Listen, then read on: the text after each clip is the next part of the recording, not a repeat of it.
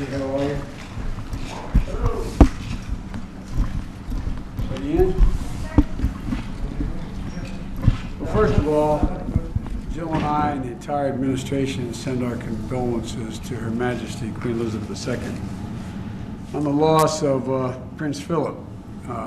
He was a heck of a guy. He, it was his lifetime of service to the United Kingdom and the whole Commonwealth was visible to everybody for a long, long time. And his bravery serving in World War II, as well as his being a champion of the environment, as well as the charitable things he set up. So we really do express our condolences for extraordinary life that was led by the Prince, and I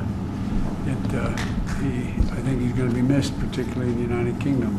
With all 99 years old, he never slowed down at all, and which I admire the devil out of. And today we're meeting on we're having an economic briefing here with the team.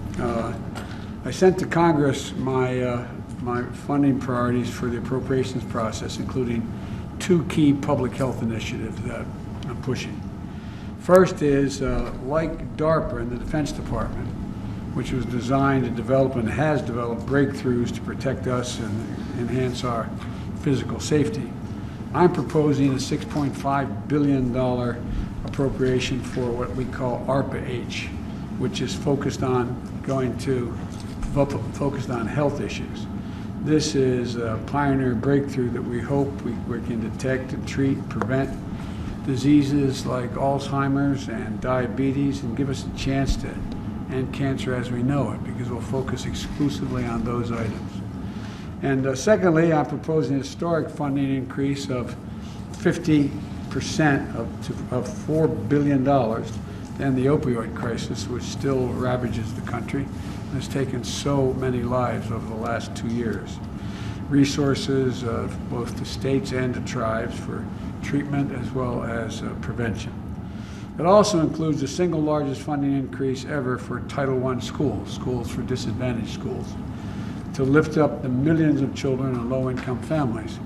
And it'll put them in a position where all the data is, I've talked a lot about this, the data shows that it puts a child from a household that is a lower income household in a position, if they start school, not daycare, but school at 3 and 4 years old, there's overwhelming evidence that they were able to compete all the way through high school and beyond. And so it doubles the funding as well for VAWA services, including resources to end the rape kit backlog. We've been working this for a long, long time, and we still have a backlog in the rape kit. And the point is, the number of women who have been raped and the person has not been found or convicted is because they're sitting in jail. The average rapist rapes about 6 times. And so out there, we want to make sure we go through this backlog and find out to bring some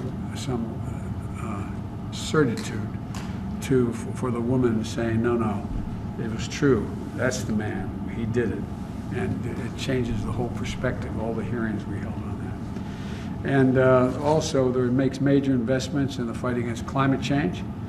And there's issues that are personal to millions of Americans in the area of VAWA, because I get that asked and we get spoken to by everyone from mayors and governors, local officials of both parties. So I look forward to working with Congress to advance these and other priorities.